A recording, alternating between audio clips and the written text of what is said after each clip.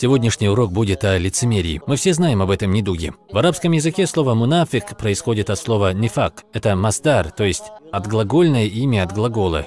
Проявлять лицемерие, притворяться. Также это слово происходит от слова «нафика», что означает мышиное гнездо, у которого есть много входов и выходов. Если змея будет гнаться за мышью, мышь может выйти из любого отверстия. Эти отверстия на арабском называют нафука. Также есть слово «нафак», что означает «тоннель». У тоннеля есть две стороны, поэтому в нашем шариате лицемеров называют мунафиками, то есть двуличными. Это в языковом значении. А в шариате под лицемерием понимается выставление ислама и благих дел, и скрытые неверия и скверных поступков. Если посмотришь на лицемера, кажется, что он очень хороший верующий. Все его поступки, одежда, даже его молитва доказывает, что он мусульманин. Но если заглянешь в глубину души, то обнаружишь там неверие, скверну. Такого человека называют лицемером, потому что у него есть две стороны. Снаружи это одна личность, а внутри совсем другая.